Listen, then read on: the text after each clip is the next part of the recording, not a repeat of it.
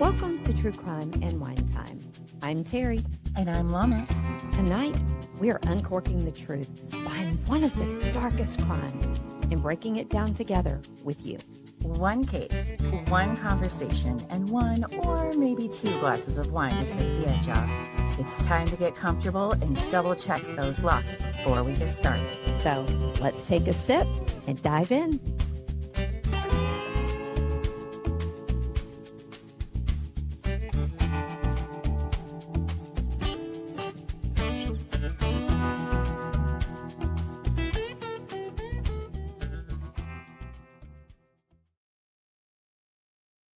Hello, everybody. Welcome to another episode of True Crime and Wine Time. As you can see, the lovely Miss Terry, True Crime, is not here with us.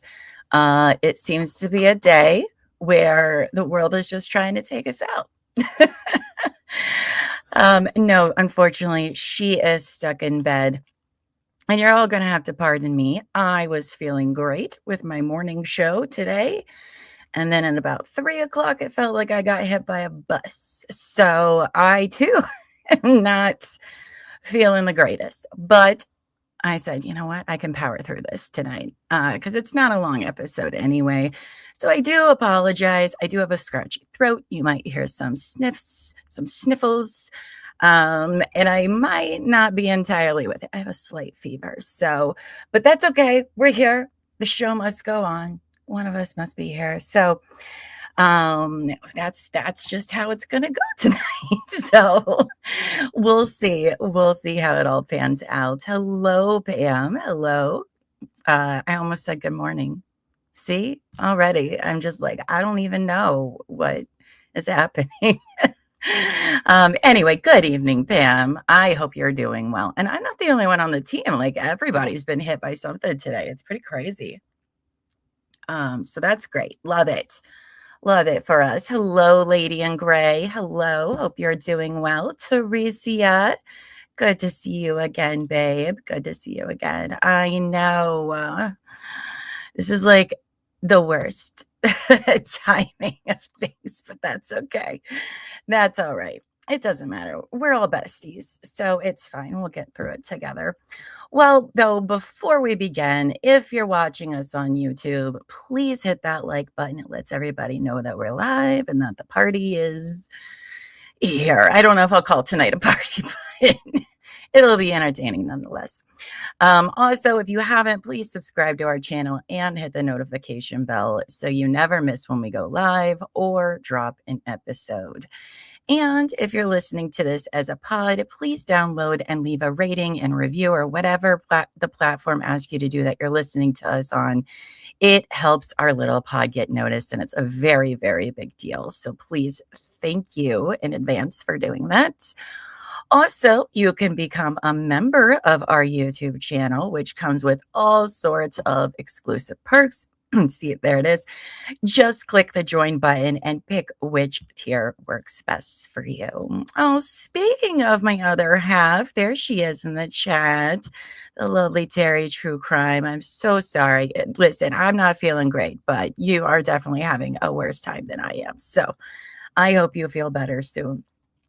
Tomorrow's the first day of spring, so no one's supposed to be sick. Well, you know what? You could tell that to Ohio, where it's been 20, 30 degrees. And then today it's in the 60s. It's almost 70 degrees today. So it needs to make up its mind.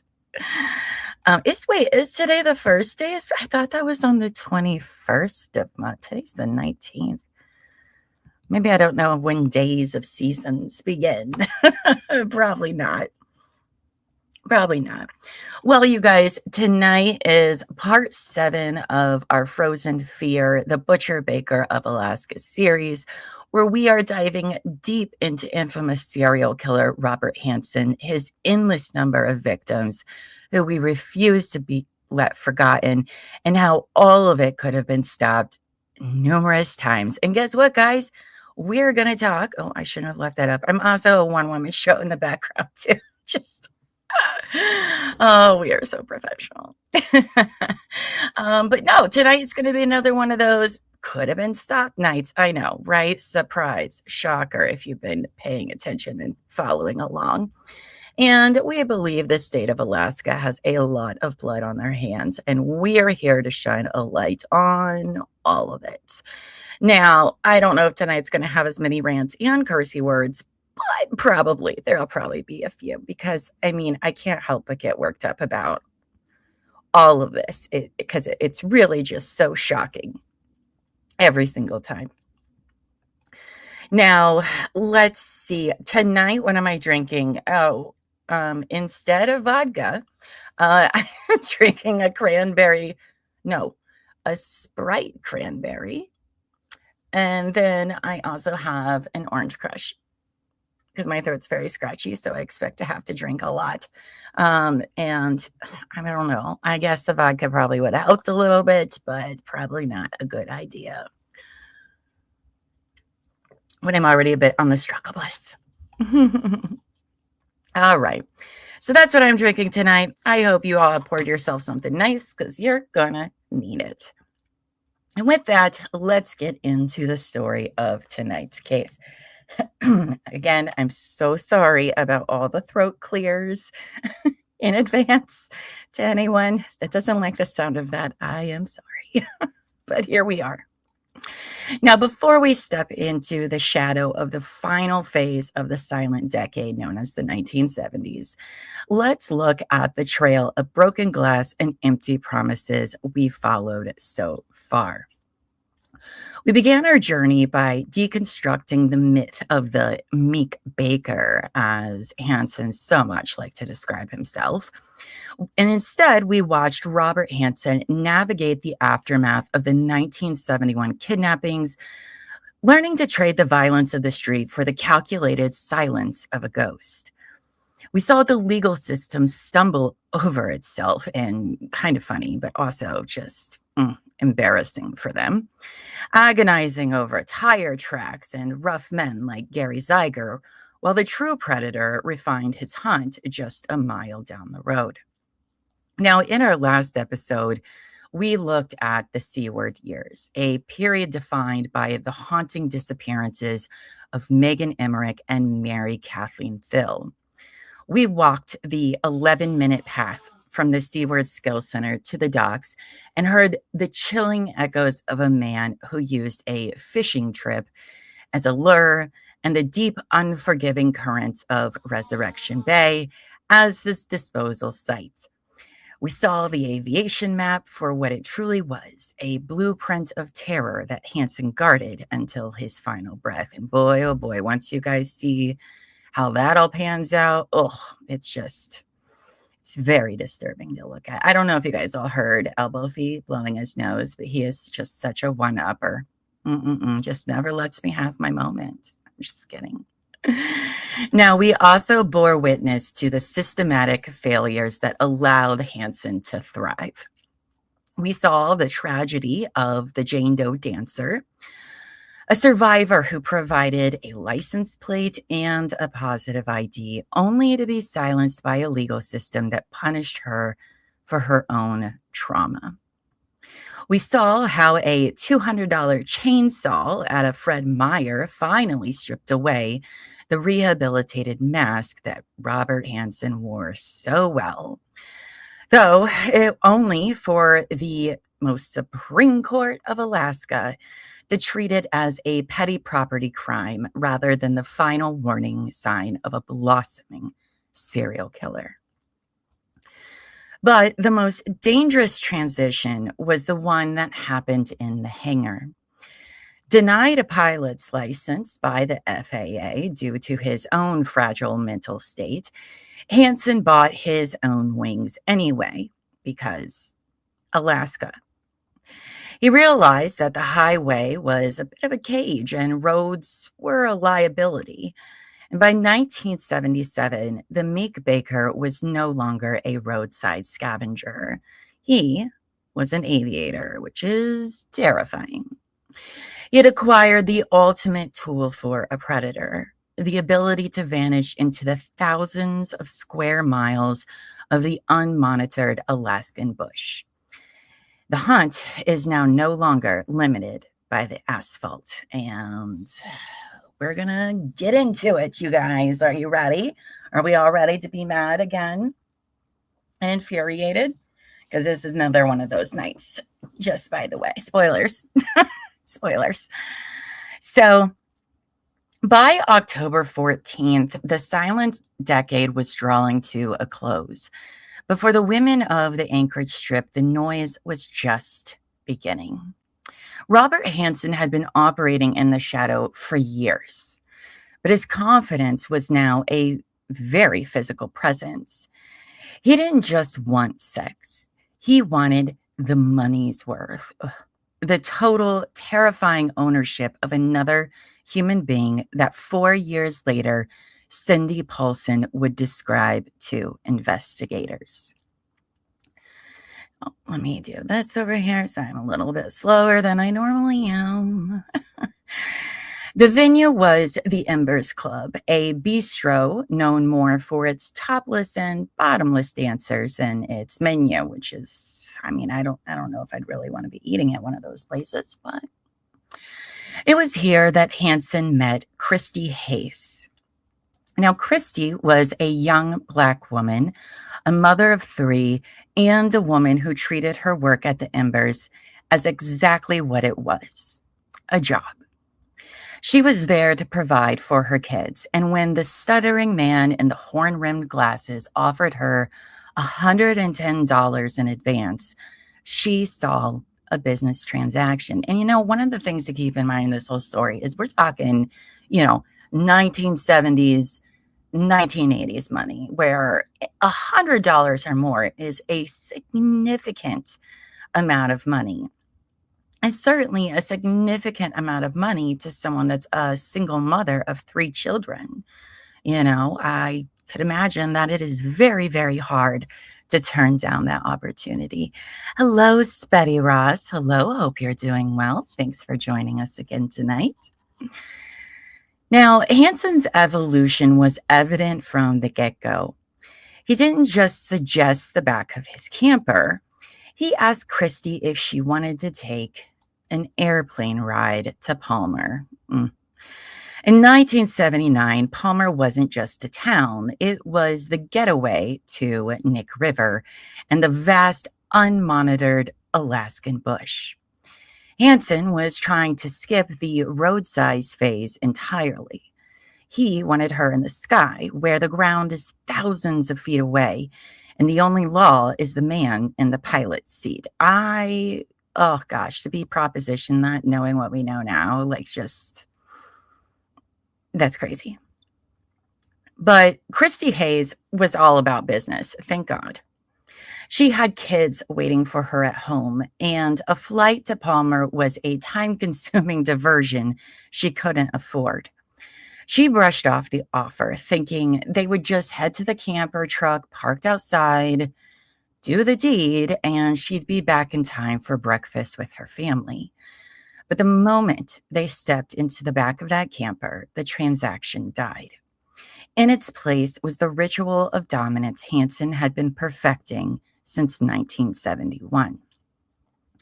Christy stripped naked following the script of the date, but Hansen did not. That was the first red flag. The second was the silver-colored revolver that suddenly appeared in his hand, followed by a cold, clinical lecture on cooperation. Now, during his 1983 confession, 84 confession, that was my mistake. Jeez, 84 confession. Hansen recounted the moment his ritual fell apart. He described his reflex action, where he would use one hand to grab the victim's hair for leverage, while his other hand reached under the seat for his weapon, a move he had already done dozens of times that we know of or that he even admitted to.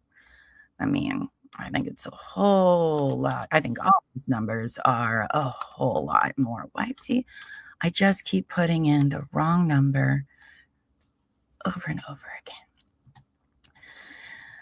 Now, he says, And it was the same thing in the back of the pickup here. I think she was wearing, oh, wait, hold on. I'm sorry. I had words for you guys, but I had the wrong one. There we go. And it was the same thing in the back of the pickup here. I think she was wearing a wig. Maybe not. I pulled that. The damn thing came off her. Her hair was very, very short, extremely short. I think I dropped that and grabbed her around the neck, then give her a speech about, hey, do exactly what you're told and you're not going to get hurt. I'm even going to pay. Oh, wait, hold on. Let me do this again. Sorry, guys. I'm even going to pay. Everything's going to be just cool, I said. Just that it's going to be me deciding when we're done, not you. I think that was part of the reason, I was always they always wanted to say when we were done, I figured that if a person was going to pay for it, they should be in the driver's seat, not the gal as to when it was done. This guy, I hate him so much. Just the worst. Well, he then bound her hands and feet with guitar wire and shoved her into the bunk, locked the door, and climbed into the cab. As the engine turned over and the camper began to pull away towards destinations unknown, Robert Hansen likely thought that he had another disposable victim. He thought he was driving a submissive captive, but he was wrong. He wasn't just transporting a dancer. No, he was transporting a mother who had everything to lose. And inside that dark, moving box, Christy Hayes went full mama bear. I bet she did. And he didn't see it coming.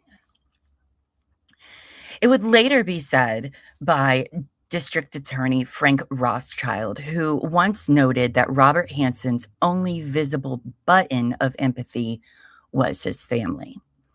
Christy Hayes, as she lay bound by guitar wire and sensing the shift in the camper's atmosphere, that this clearly wasn't some quickie anymore, hit that button with everything she had.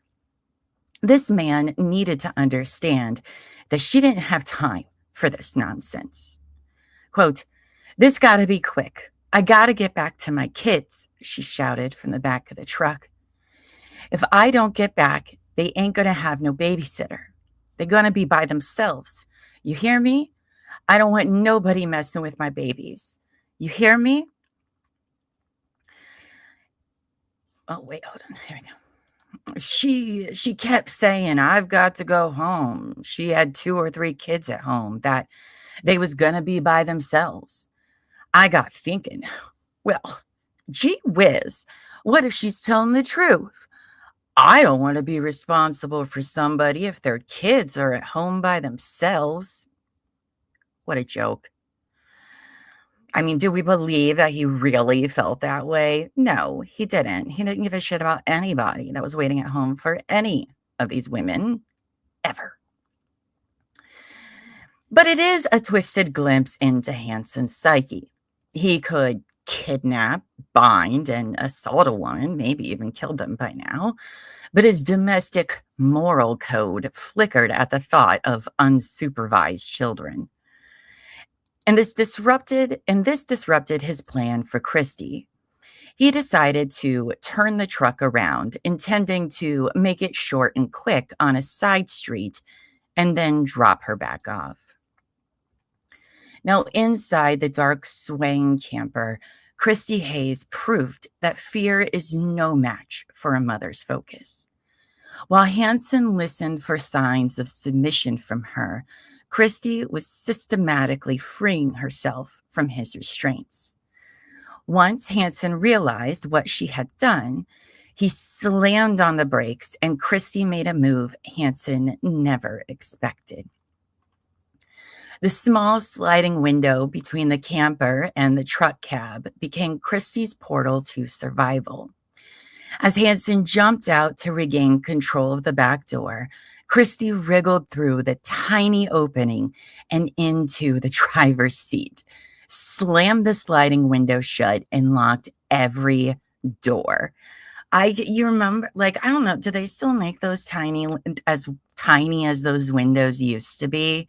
Because I remember being little in, like, the late 80s, early 90s, and everybody then had very old trucks. They didn't have new ones. And that window was like the size of my now adult head that she squeezed through. That's impressive.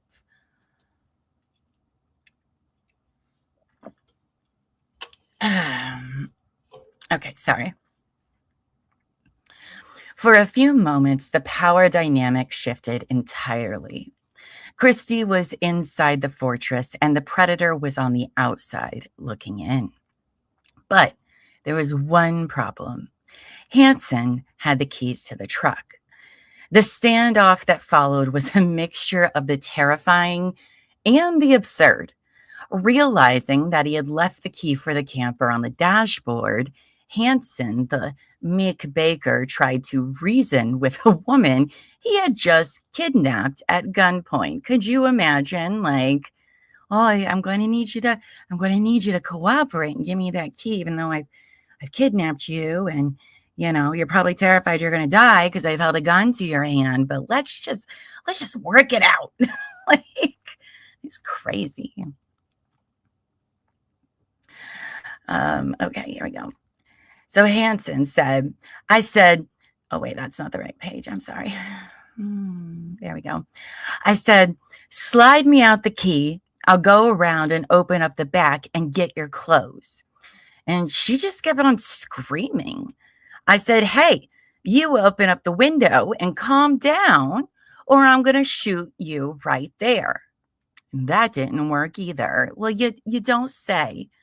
You don't say, Robert. He even tried a desperate theatrical attempt to regain her trust by walking across the street and dropping his pistol on the ground. She said, no, you're going to shoot me anyway. No, I'm not going to shoot, I said, we were just going to forget about the whole works. I said, here, now look, I'll prove to you I'm not going to shoot you. I'm going to watch. I walked across the street with that pistol and I said, here, now watch it here. I dropped it beside the road, walked back to the pickup, and there was something else said. I don't know, back and forth. Convenient, he forgot. I said, she started yelling about, now get me my clothes again, and I showed her right where the goddamn key is on it was laying right in fucking plain sight. So you're right, Robert. That was like the best way to go about managing any of this. Like, I saw you put the gun down. Why would I cooperate with you at this point? I do think you're probably going to try to kill me no matter what. So, And Christy didn't care about his theater. She was naked, she was trapped, and she had children waiting for her. If she couldn't drive the truck, she was going to make sure he couldn't either. So she began tearing the wiring out of the dashboard, literally ripping the guts out of his escape vehicle, which I don't know. I don't love Christy's story, but I very much appreciate how Christy, with her, he's starting to fuck around and find out with her, and I appreciate that. Now, now this was the breaking point for him because, we can't have a woman standing up to me. No, can't be doing that. So anyway, she kept on screaming and I just freaking got mad. And I stuck my hand in and punched the windshield or the side window and knocked that completely out and said something about, no, I'll get the fucking keys, and reached in for them. And you know what I find striking about what he has the way he talks about this incident, after the fact is just like he's trying to be a nice guy, forget the fact, that he's telling, investigators, forget the fact I tied her up. All right. I'm a good person, even though I've kidnapped her. I'm a reasonable guy, right? Ridiculous. Now, as Hansen lunged for her, well, train is earlier tonight than it usually is. Of course. Now, as Hansen lunged for her, she jumped out the passenger door and ran, stark naked, into the freezing October night. She didn't look back for her clothes or her shoes. She ran until she saw the lights of an unknown person's home, pounding on the door with the desperation of a survivor. Hansen's reaction to her escape was fairly similar to that of future victim and survivor Cindy Paulson. He didn't chase Christy. Instead, he grabbed her discarded clothes from the back of the camper, tossed them onto the side of the road, retrieved his pistol, and drove away. But this woman, this Christy Hayes, would come back to haunt him more than once. Now, on Saturday, October 14th, the resident of 202 Stewart Street, Mildred Johnson, became the first link in a chain of justice. When a bleeding nude woman pounded on her door, Mildred didn't look for excuses or harbor the biases that often paralyzed law enforcement and the legal system. You see, it's not that hard, Alaska. She saw a human being in the middle of a nightmare and called the police.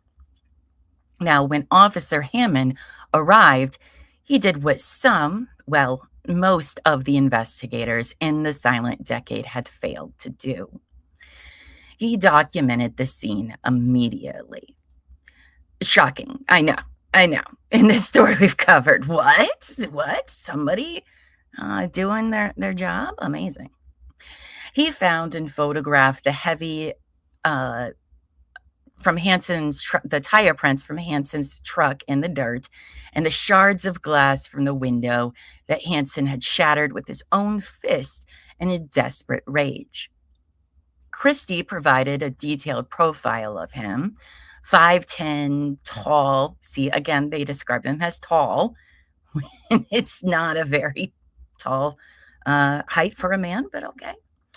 Brown hair, approximately 40 years old, and an outdoors type, dressed in a plaid hunting jacket.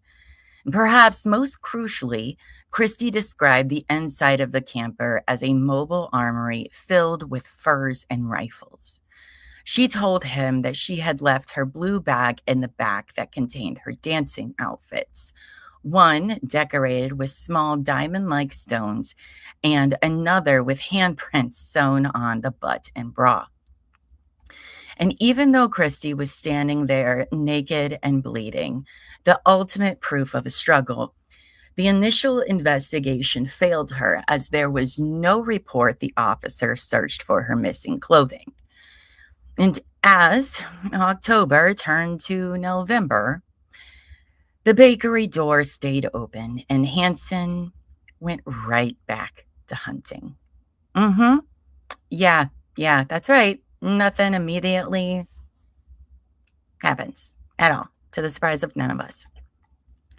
Now, for Hansen, the encounter with Christy Hayes wasn't a moment of redemption. He didn't view her escape as a sign to stop. If he had, then maybe there would be 17 women who would have stayed alive. He would later tell future investigators that he realized that his failure was of his own engineering. So he began to treat his criminal methodology with the same cold analytical precision he applied to his archery or his navigation. His primary takeaway, because of course he's going to learn more from this, his primary takeaway from the kidnapping of Christy was that his physical control was inadequate. He realized that a human target, even one bound by guitar wire, could find the mechanical advantage to tear themselves free. Hmm. His solution was chillingly simple. He just modified his equipment. Hansen installed a heavy duty eye bolt into the interior of his camper, providing a permanent, immovable anchor point to restrain his future victims. He turned his camper from a simple transport vehicle into a reinforced holding cell. And he later claimed in his confession, "I never used the camper again." But for the victims who followed, the modifications he made set the stage for an even darker efficiency. And quite frankly, I don't believe him. I don't believe him when he says he never used the camper again. Not at all. Do you guys believe him? Because I don't. And also, I like how he likes to play it up in his confession with Christy here of like, I was going to let her go. I'm trying to be a nice guy. And then he goes and does all these things to keep them even more captive. Like, he's so sick and twisted. Now, Hansen also began to map his crimes to the rhythms of his domestic life. So he says, he restricted his predatory activities to the summer months. That's what he says. That's not what the numbers show, but okay. Excuse me.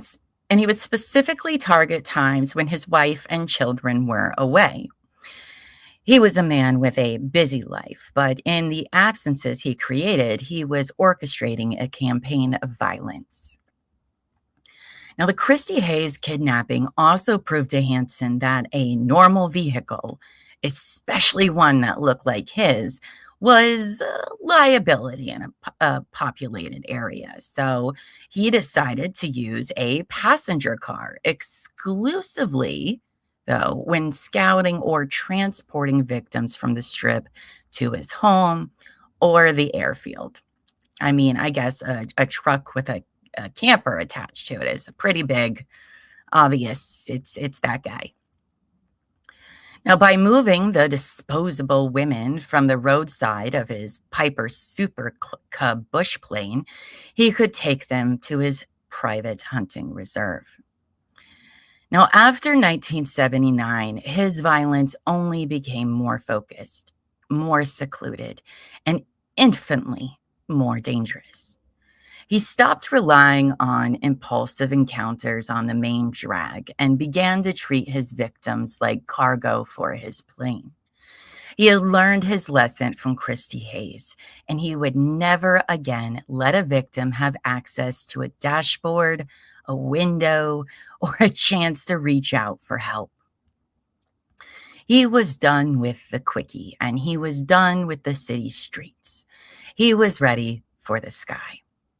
And shortly after Hansen had devised his new grand plan, he would take his first confessed murder victim on a flight that she would never return from. A woman who would come to be known as Eklutna Annie. That's right. Just a short time after Chrissy. Like, we're talking maybe a month. All right. If only the police would have done something. Now, the silent decade was never truly silent, all right, as they like to call it. Basically, it was the ignored decade. 5 months after the terror on Stewart Street, Robert Hansen and Christy Hayes crossed paths once more. Yeah, I mean, of course, they're bound to, Anchorage isn't like, it's big, but it's not that big. Now, on Sunday, March 23rd, 1980, so this is October, November, December, January, so 6 months after he kidnapped and tried to assault her, at the, my favorite of the names, the Great Alaska Bush Company, Christy was doing her job as a dancer when she looked across the dimly lit room and saw a face that had been etched into her memory. In his later confession, Hansen revealed the sheer paranoia that accompanied his overconfidence. He described his ritual of entering a club, sitting in the darkest booth and peeking around, trying to ensure he hadn't seen a girl before. I mean, you would absolutely have to think, and he had every reason to, that he could show up back at these clubs after doing what he's done to a lot of these women and really not be that worried about it, which is crazy, which is just crazy. But, when you're not held accountable or responsible for any of these things because these people aren't seen as people, you can't really blame him, even if he was trying to, hide in the dark and stuff. I don't understand how the word going around of this, he would even, like, they wouldn't have a thing at the door, like, that guy, that's the guy who is a creep and keeps taking women and assaulting them. It's kind of crazy, but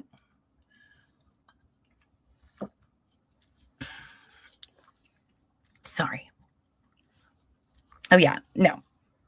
He had no fear. No fear. And yeah, it is crazy. I can't imagine the fear that she saw or she had when she saw him. Oh my God.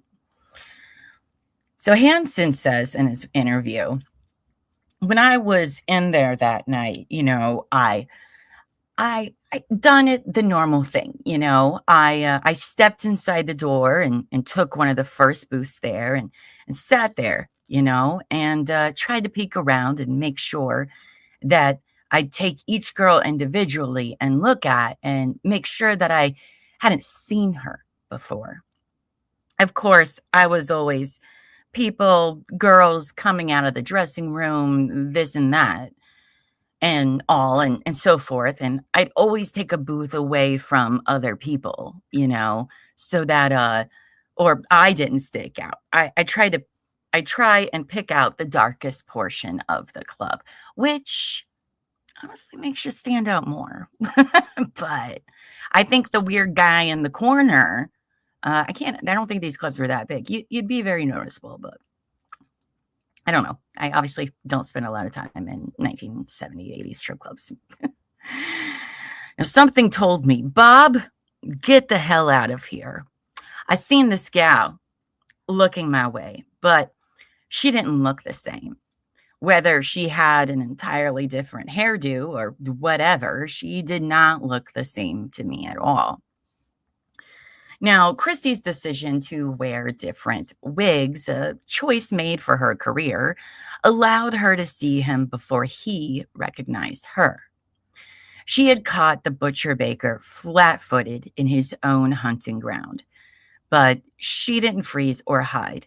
Instead, she walked to the phone and called the police. Because again, 6 months and they've done jack shit. Here's this man in the club that kidnapped her, probably was going to kill her. Let's be honest here. Now, when Officer Loesch arrived, Christie pointed the man out to him in a display of his supreme confidence in the system's bias. Hansen didn't run. He agreed to go to the station for an interview. And he sat across from investigators and spun a tale that, you guessed it, cast him as the victim of another shakedown. Oh my gosh, this man, this poor little man just keeps getting shook down by all these lesser women than him over and over and over again, but he keeps going back. So, Now, he claimed he gave her a ride home out of the goodness of his heart, you guys. That's right. He's such a good, nice guy. When she advanced herself on him, stripped off her clothes, performed oral sex, and then demanded $75, as one does. Okay, that's literally not how any of that works, but sure. When he refused to pay, he claimed she got upset and he simply panicked and threw her out of the back of his camper. Can you believe that? And this guy, and people believe this story. Like, oh, I didn't know what was happening. All that just happened, and I didn't know. It was crazy. Now, as District Attorney Frank Rothschild later noted, the story was ridiculous on its face. The women of the strip were professionals, all right? They negotiated terms and they took the money up front. They didn't perform first and hope for the best later. And Hansen was playing the role of the eternal knave. He was just a simple stuttering baker from Iowa who was just too innocent for the big city. Ugh. Perhaps the most stinging missed opportunity occurred in that interview room. Officer Loesch had access to the reports from 5 months ago, including the photos of the broken glass on Stewart Street. If Hansen had simply thrown her out of the door, why was there shattered glass all over the street? It's not a very complicated or hard question to, think of, right? But, of course, remember where we are. Loesch never pressed him on the glass. He never asked why a simple disagreement resulted in a woman running naked and bleeding through a suburban-like neighborhood. And because Christy Hayes worked the streets and Robert Hansen worked a bakery, the police, of course, chose the path of least resistance. They are such imbeciles. And then, you guessed it, Robert Hansen walked out of that police station more convinced than ever of his own invincibility. He learned that the police wouldn't just ignore the disposables. They would actively help him silence them by refusing to investigate. See all that blood Anchorage PD has on their hands? Shame on them. He left the Alaska Bush Company scouting behind him, went back to his bakery, and prepared for the summer of 1980. The silent decade was over, and in less than 2 months, the era of the death map was about to begin in earnest. Now, the story of Christy Hayes and Robert Hansen feels like a series of coincidences, or feels less like a series of coincidences and more like a reoccurring nightmare. By 1983, this is 3 years after, 3.5 years after he had kidnapped Christy. She was trying to move away from the strip. She was a mother with kids to feed, and she wanted the stability of a real job. So she walked through the door of a local business and filled out an application. But then she found herself standing face to face with the owner.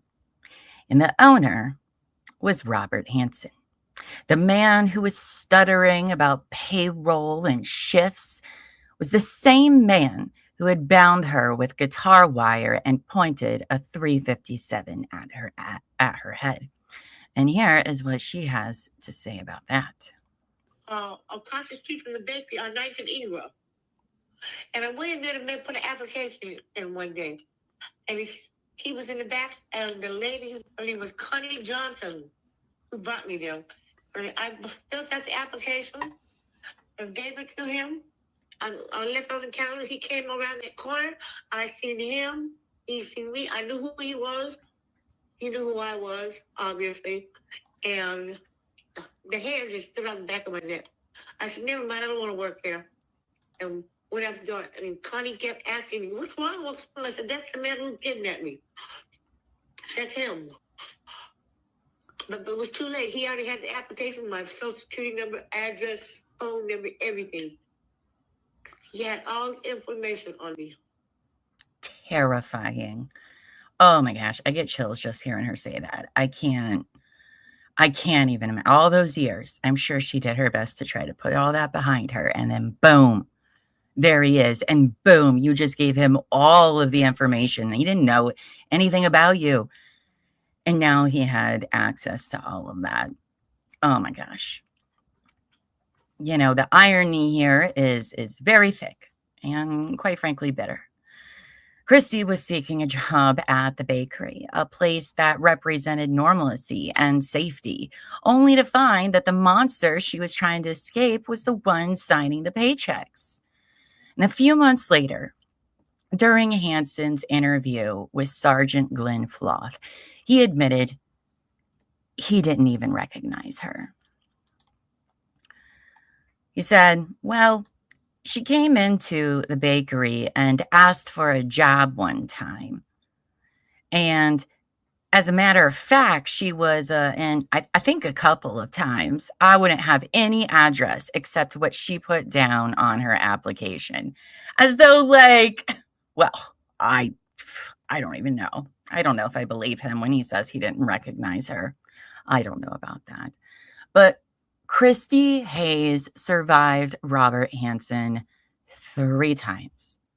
Once in a moving camper, once in a crowded bar, and once across a bakery counter.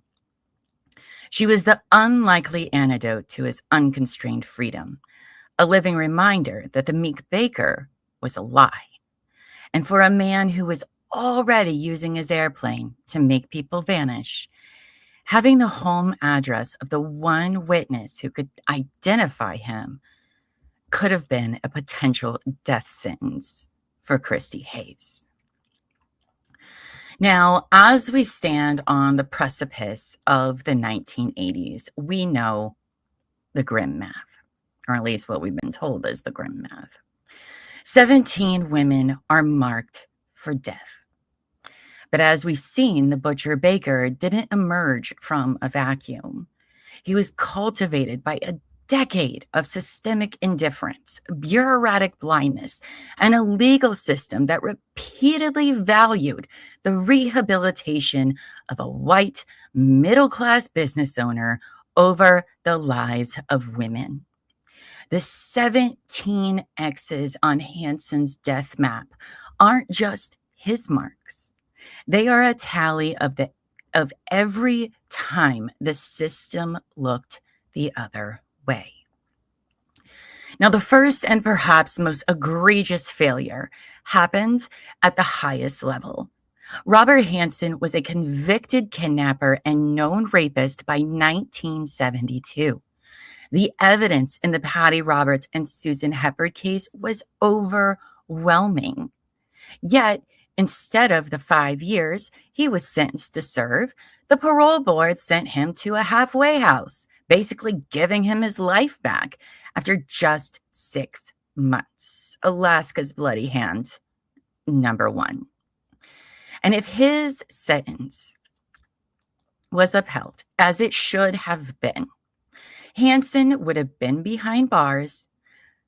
Now, we don't know he's the one responsible for these deaths, but I very much think that he is. And if he was behind all of these, he would have been behind bars during the death of ZZ Mason, the disappearances of Megan Emmerich and Mary Phil, and most likely unknown victims we are not aware of to this day, because there has got to be a lot. And the silent decade would have remained silent because the predator would have been caged. Now, bloody hand of Alaska number 2. That's right. I made a list. Okay. Then there's Beth Van Zanten. Okay. Where just about every fact of her case would match Robert Hansen's rituals. The failure here was a siloed investigation. At the exact time Beth's body was being recovered, Hansen was being investigated for the kidnapping and rape of Patty Roberts and the assault on Susan Hepburn. He was more of a match than her cousin Greg and Ronnie. And because Hansen had an alibi and the investigators had tunnel vision, he continued to fly under the radar. And one thing I didn't write down here that's interesting to mention. Remember, Beth, they said her hands bound by speaker wire, right? The investigators were looking for speaker wire everywhere. And we know, we've now heard several stories of Hansen taking women using different everyday items to bind them. All right, Beth, speaker wire, if you believe he killed her, which I do. And then all the way up 9, 8, 9, 10 years later to Christy Hayes, and he uses what? Guitar wire. I mean, I don't know how non-obvious, like this is so obvious, you know? Then Alaska's bloody hand number 3. Less than 2 months later, Shirley Jonas, also 18 years old, like the previous 3 women. Oh, that's not the right one. There we go. Sorry. Like the previous 3 women, almost like someone had a type, you know, was found mostly nude and sexually assaulted in a truck yard, frozen and discarded, much like Beth Van Zanten.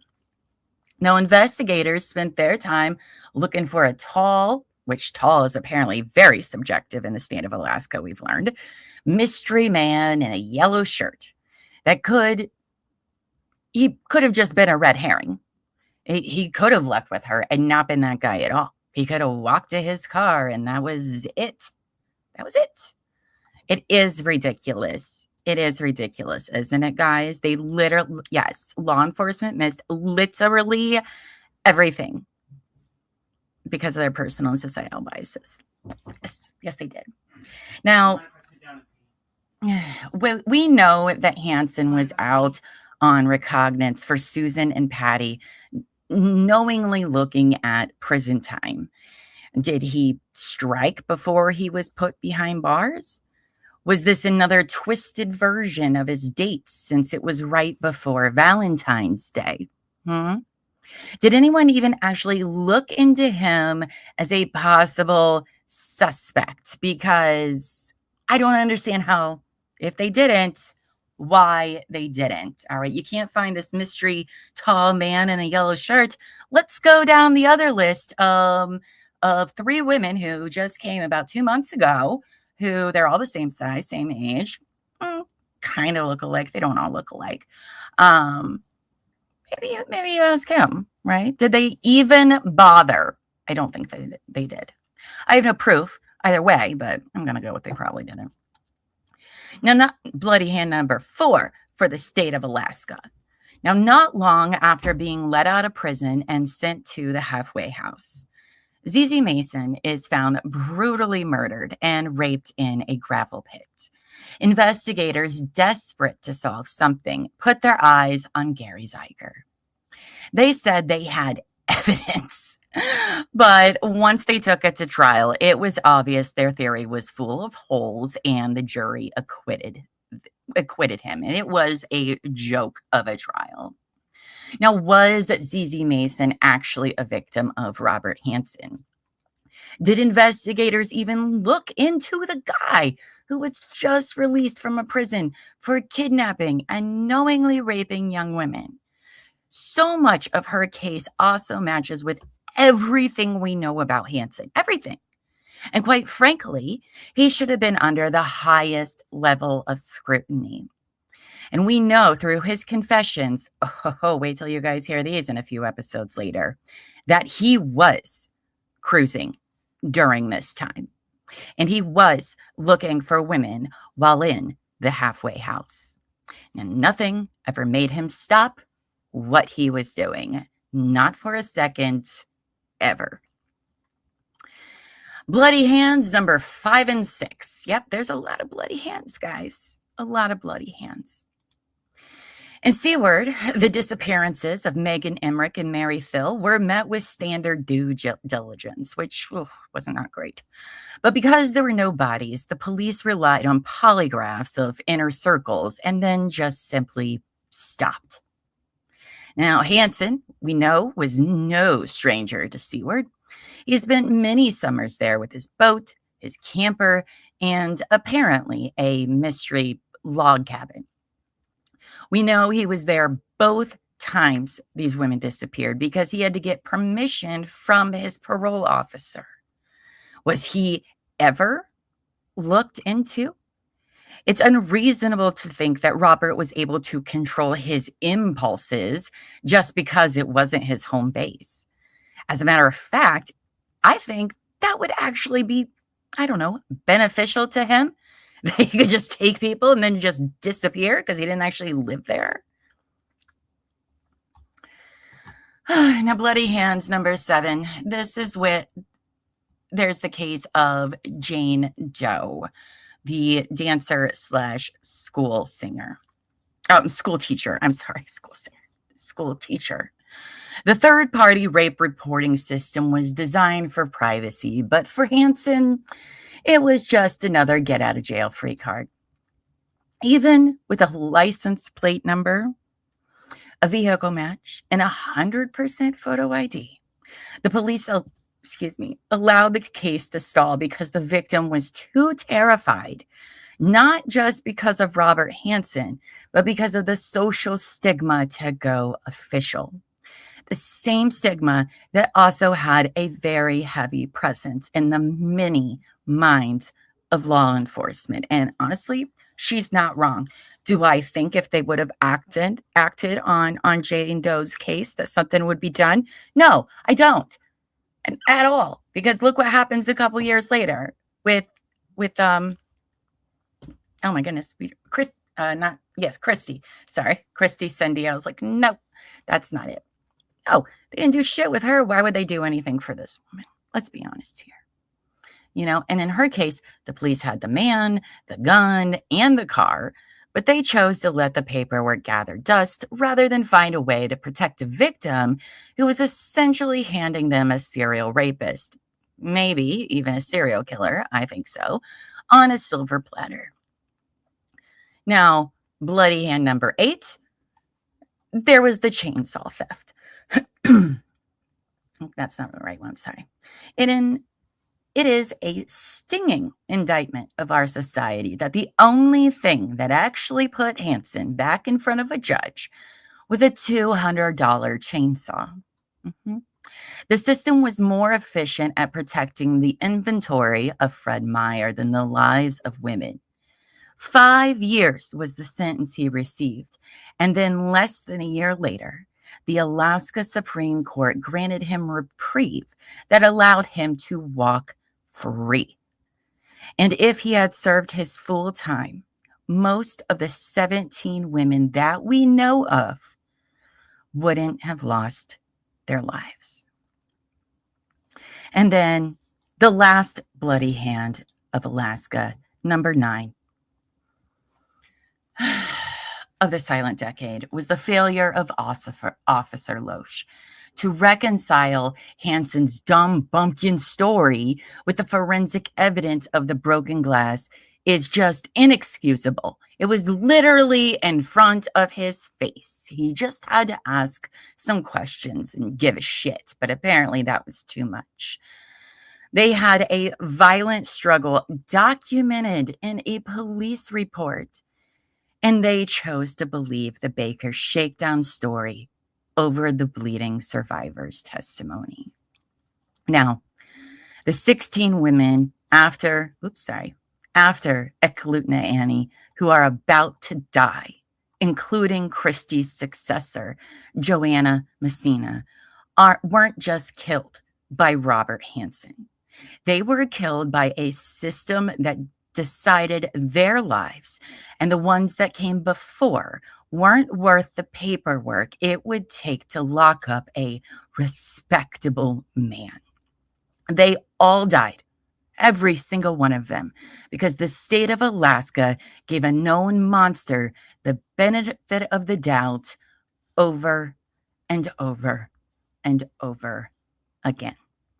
9 times over and over again. Now, that is all we have for this episode. And next time on True Crime in Wine Times Frozen Fear, the Butcher Baker of Alaska series, the Avenue is screaming, but Is anyone listening? After the discovery of the Bear Lady in Seward, that's right, Seward, you guys, back there, what are the odds? And at Glutna Annie, north of Anchorage, the city's neon-lit corridors are haunted by a growing list of empty chairs and silenced voices. As we move into the heart of 1980, 81, 82, 83, the predator refines his deadliest lure, the $300 opportunity. But as the bodies pile up, the city reaches a breaking point. So join us next for part 8, The Missing Dancers, 1980 to 1983. And so that is the episode for tonight. I don't really have any closing thoughts, as the bloody hands was really all my closing thoughts, in case you couldn't tell.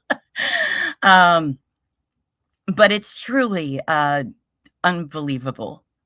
These were all the stories that I felt we needed to tell. These are the stories that most people don't hear about or know about when it comes to Robert Hansen. And yes, Robert Hansen is to blame for all of the lives he took, all of the destruction he created. But so does Alaska. Alaska needs to take responsibility for this. And I would love to tell you that things have changed. No, they haven't. Not even in the slightest. And that's just awful and sad, because, it's one thing, when you hear like, we all listen to true crime, right? And even the police, if you're from like a small town where things don't happen, right? You can easily chalk things up to be like, oh, it's probably not a serial killer, right? Like that kind of stuff doesn't happen here. And now that's not true. Shit happens everywhere. But that's just like a common thing people say. But literally in Alaska, everything was happening. They knew it was happening. They had a guy. They had his name. They had stories. They had cars. They had everything. And they just wanted to be like, well, I don't know. I don't know why all these women keep going missing. I don't know why women keep being assaulted. It just, that kind of stuff doesn't happen here, or whatever. Even for now, for them to still be like that in Anchorage is ridiculous, because Hansen was not the only serial killer in Alaska. From his time to now, there were numerous. So you can't just be like, oh, a couple of, sex workers go missing or found dead. Well, that's just lifestyle. That's just what happens. I don't know. When you've had that many serial killers, I don't know. I'd probably take each one pretty seriously if you even gave the slightest of shits, because it just makes it seem like all these women just died in vain. And sadly, in our next episode, you're going to find out that there isn't much known about a lot of them. And that's just incredibly, incredibly sad. What was the name of the documentary we watched on HBO? It was called Lost in Alaska. It's 3 parts. It's about 2 hours total for all of them, which is a recent case. I forget what the guy's full name is. His first name was Brian Steven. I don't know. He was a douche. I don't care to remember his name. He's awful. And listen, if you do go and watch that, you will hear how, and spoilers, I hope you don't mind, but this ties into this case. He drops a body off where? Well, we'll learn more about her, but in Eklutna by the power plant, which just so happens to be the same spot they find Eklutna Annie. Spoilers. And then they talk about how he picks up women at 9th and Ingra. Guess where Hansen's bakery was? 9th and Ingra. Okay.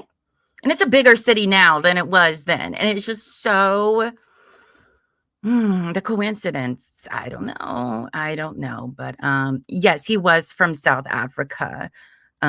Lady in Gray, the guy from the Lost in Alaska one. It's horrific. I mean, we sat there and just cried. I had was writing I didn't know that it was still that bad there, that these biases are still there, rampant.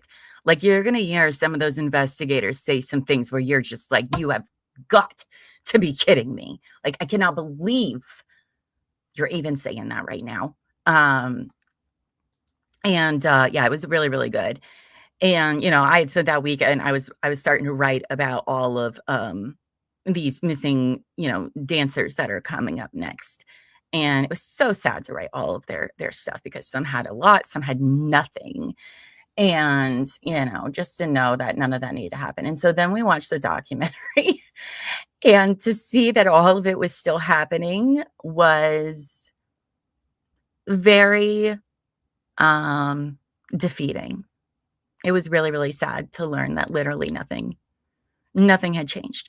The same incompetence, the same bias, the same everything. And this has been 50 years and you haven't learned anything, Anchorage? Are you serious?